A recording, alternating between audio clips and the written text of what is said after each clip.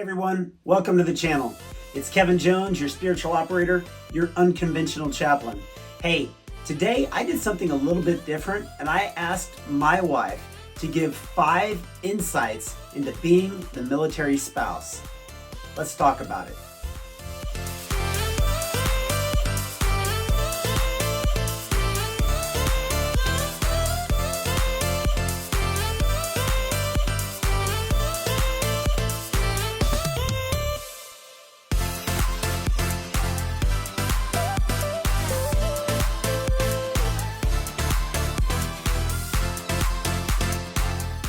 Now, hey guys, I got married about 22 years ago, and it was right around the second year of our marriage that I began to think about the military. And I posed the question to my wife. I said, hey, what do you think about us going into the military?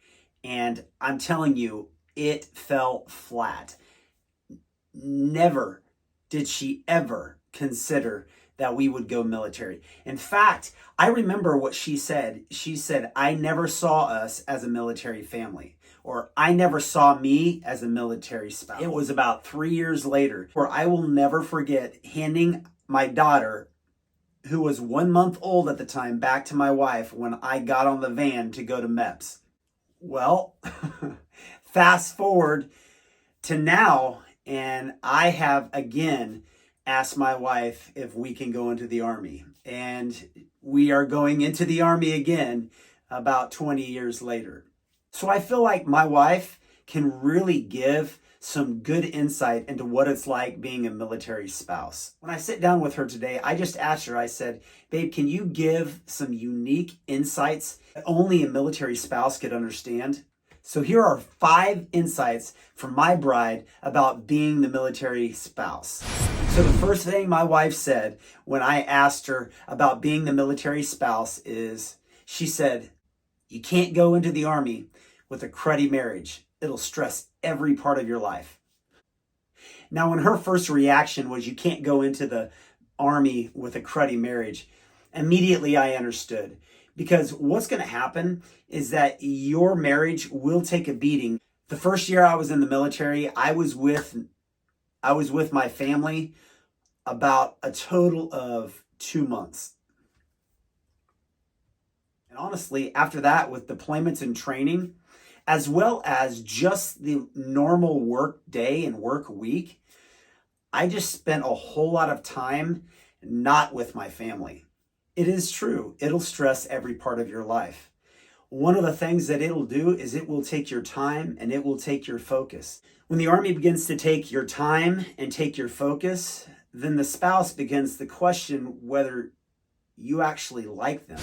Now, the second insight that my wife said was important about being the military spouse is to understand that the Army owns you. That the Army owns you. My wife said that in this circumstance, it's just about being aware, because it becomes really easy for her to have resentment. And when she says resentment, what she means is that she can resent the Army. And even worse, that resentment towards the Army can actually begin to be resentment towards me. There's something about giving your life in service. For those of you who haven't been in the Army before, the Army will take a lot of your time. I've gone in on many weekends at 2 a.m. just to do a urine analysis. And I've spent months in training away from family. And I've had short days and I've had long days. And really, when I get that call, I go. That's just how it is. But the truth is, when I give my life in service, I'm taking that time and I'm taking my life away from those that I love. The third insight that my wife shared about being the military spouse was just being on the same page. Now, when you're on the same page, it will combat a lot of the pressure that the Army will put on your marriage. What do you mean, Kevin, be on the same page? When my wife said be on the same page, she was saying 3 different things. First of all, you need to communicate clearly about going into the Army.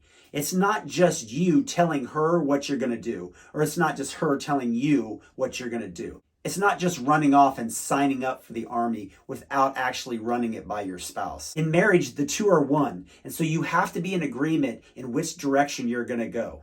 So your significant other needs to be on board with going into the military. But not just that, they also need to be on board with which branch you go into, whether it's Army, Navy, Air Force, Marines, Space Force, whatever it is. Your significant other needs to be on board with that direction too, and with the branch within the military, whether it's active duty, reserve, guard, or whether it's going to be infantry, or whether it's going to be some type of medical. All of those things have to be agreed upon. Basically, it has to be within the heart of both of you. And the last one, when it comes to being on the same page, is this long-term, or how much time is this going to be? It really leads to number 4, and that is a timeline. My wife said that the timeline helps. If any of you have ever had to suffer for any amount of time, let's say like doing a plank for 1 minute, 2 minutes, 3 minutes, 4 minutes and 20 seconds. When you have a timer and you know just how much time you have left, it makes it a lot easier than when it's just an indefinite amount of time. So one thing that you can do is say, hey, we're going to go in for this initial time period of 4 years, and then we'll reassess. So what helped my bride in this whole thing is just knowing that it was temporary. For instance, if I went to a school and it was a month long, she knew it was a month long and that was temporary. Whenever I was deployed and she knew it was going to be 6 months, she knew that was temporary. Whenever we were moving away from home or moving across the country, she knew it was going to be temporary. So having that timeline really helped her to see the finish line. Now, the 5th insight that my wife gave me about being the military spouse was to communicate. She actually told me that I'm the communicator, and I am. I'm the talker, and I always want to get things out and talk about them. Now, mind you, I would never just take off and go join the military without her permission. The way I see it, we are as a family joining the military. So unless we're on the same page, it isn't going to happen. So from the time I first mentioned it until now, I continue to bring up the idea of the military, the branch, and the timeline over and over and over again.